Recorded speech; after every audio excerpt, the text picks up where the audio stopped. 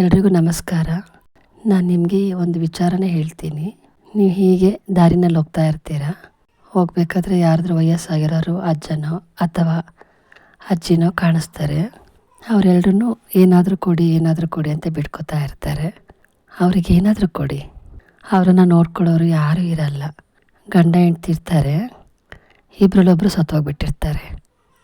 ಆವಾಗ ಅವರು ಒಬ್ಬಂಟಿ ಆಗಿಬಿಡ್ತಾರೆ. ದುಡಿಯೋಕ್ಕಾಗ್ತಿರಲ್ಲ. ದುಡಿಯೋ ಶಕ್ತಿ ಇರುತ್ತೆ, ಮನಸ್ಸಿರಲ್ಲ. ಯಾಕೆ ಮನಸ್ಸಿರಲ್ಲ ಅಂದರೆ ಅವ್ರ ಜೀವನದಲ್ಲಿ ಏನೇನೋ ಕಷ್ಟಗಳು ನಡೆದಿರುತ್ತೆ, ನಮ್ಗದು ಕಾಣಿಸಲ್ಲ. ದೇವರು ನಮಗೆಲ್ಲ ಕೊಟ್ಟಿದ್ರು, ಏನಾದರೂ ಒಂದು ನೋವು ಅನ್ನೋದನ್ನು ಎಲ್ಲರ ಜೀವನದಲ್ಲಿ ಇದ್ದೇ ಇರುತ್ತೆ. ನಾನು ಬಸ್ನಲ್ಲಿ ಒಂದಿನ ನೋಡಿದೆ, ಒಬ್ಬರು ಒಂದು ಜಾಗದಲ್ಲಿ ಒಂದು ತಾಯಿ ವಯಸ್ಸಾಗಿದೆ, ರೋಡ್ ಸೈಡಲ್ಲಿ ಕೂತಿದ್ದಾರೆ. ಒಂದು ಕಲ್ಲಿದೆ, ಒಂದು 2 ಅಡಿಯಷ್ಟು. ಆ ಕಲ್ಲನ್ನ ಸಪೋರ್ಟ್ ಮಾಡ್ಕೊಂಡು ಹುರಿಕೊಂಡು ಕೂತ್ಕೊಂಡು ಕೈ ಹೊಡ್ಬಿಟ್ಟು ಎಲ್ಲರೂ ದುಡ್ಡು ಕೇಳ್ತಾ ಇದೆ.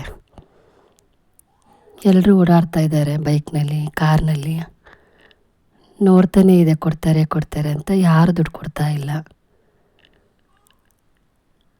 ಯಾಕೆಂದರೆ ಟೈಮ್ ಇಲ್ಲ ಅವ್ರಿಗೆ.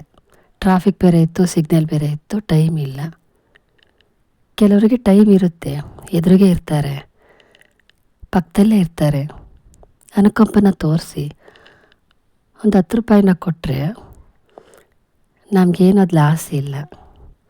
ನಾವೇನಾದರೂ ತಗೊಂಡ್ರೆ ಒಂದು 100 ರೂಪಾಯಿ ಜಾಸ್ತಿ ಕೊಡ್ತೀವಲ್ವ. ದೊಡ್ಡ ಮನಸ್ಸು ಮಾಡಿ ಒಂದು 10 ರೂಪಾಯಿ ಕೊಡಿ. ಯಾರೂ ಹಾಕಲ್ಲ ಅವ್ರಿಗೆ. ದಿನಕ್ಕೆ 100 ರೂಪಾಯಿ ಆದರೆ ಇಡೀ ದಿನದ್ದು ಊಟ ಅವ್ರಿಗೆ. ಊಟ ನಮಗೆ ಬೇಕಾದ ಸಿಗುತ್ತೆ, ಬೇಕಾದ ತಿಂತೀವಿ ನಾವು.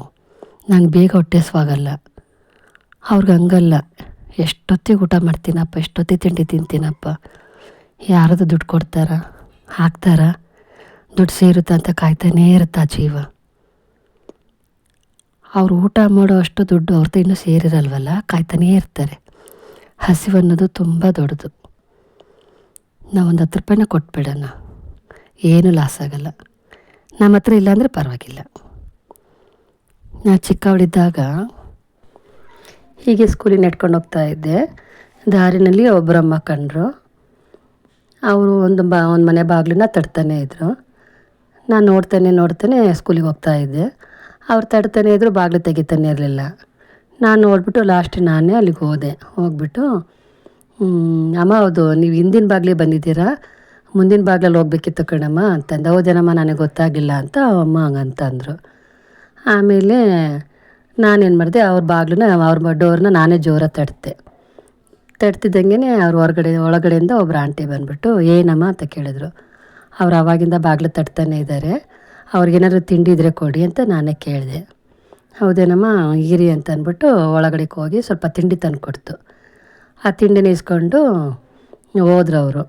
ಒಳಗೆ ಹೋದ್ಮೇಲೆ ಇಸ್ಕೊಂಡು ಅಮ್ಮ ತಗೊಳ್ಳಿ ಅಂತ ಕೊಟ್ಟೆ. ಅವ್ರು ಇಸ್ಕೋಬೇಕಾದ್ರೆ ಹಿಂಗೆ ತಡ್ಕಾಡ್ತಾಯಿದ್ರು. ಯಾಕಮ್ಮ ನಿಮಗೆ ಕಣ್ಣು ಕಾಣಿಸಲ್ವಾ ಅಂತ ಕೇಳಿದೆ.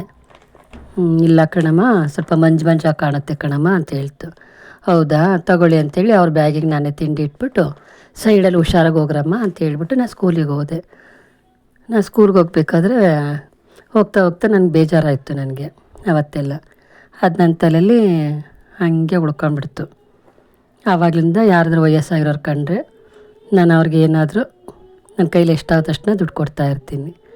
ಇಲ್ಲಾಂದ್ರೆ ಕಂಡ್ರೆ ಟ್ರೈನಲ್ಲಿ ಇಳಿದಾಗ ಯಾರಾದರೂ ಸೈಡಲ್ಲಿ ಕಂಡ್ರೆ ಹೋಗ್ಬಿಟ್ಟು ನಾನೇ ಹತ್ರಕ್ಕೆ ಹೋಗ್ಬಿಟ್ಟು ಕೊಟ್ಬಿಟ್ಟು ಹೋಗ್ತೀನಿ.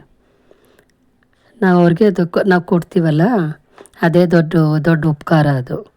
ನಾವು ಒಂದು 10 ರೂಪಾಯಿ ಕೊಟ್ಬಿಟ್ರೆ ಅವ್ರ ಹೊಟ್ಟೆ ತುಂಬ ಊಟ ಮಾಡ್ತಾರೆ ನೋಡಿ. ಅವ್ರ ಹೊಟ್ಟೆ ತುಂಬ ಊಟ ಮಾಡಿ ತೃಪ್ತಿ ಆಗ್ತಾರಲ್ವ, ಅದೇ ನಾವು ಮಾಡುವ ದೊಡ್ಡ ಉಪಕಾರ. ಅದೇ ನಮ್ಮನ್ನು ಕಾಪಾಡೋದು. ನಾವು ಕೊಡೋ ಸ್ವಲ್ಪ ದುಡ್ಡು ಅವ್ರಿಗೆ ದೊಡ್ಡ 1000 ರೂಪಾಯಿ ಸಮಾನ. ಒಂದು 1000 ರೂಪಾಯಿನ ಕೊಡೋಕ್ಕಾಗಲ್ಲ ಅಂದ್ರೂ ಒಂದು 10 ರೂಪಾಯಿ 20 ರೂಪಾಯಿ ಕೊಟ್ಟರೆ ನಮಗೇನು ಲಾಸ್ ಇಲ್ಲ. ಈ ವಿಡಿಯೋ ನಿಮಗೆ ಇಷ್ಟವಾಗಿದ್ದರೆ ದಯವಿಟ್ಟು ಲೈಕ್ ಮಾಡಿ, ಶೇರ್ ಮಾಡಿ, ಸಬ್ಸ್ಕ್ರೈಬ್ ಮಾಡಿ. Thank you.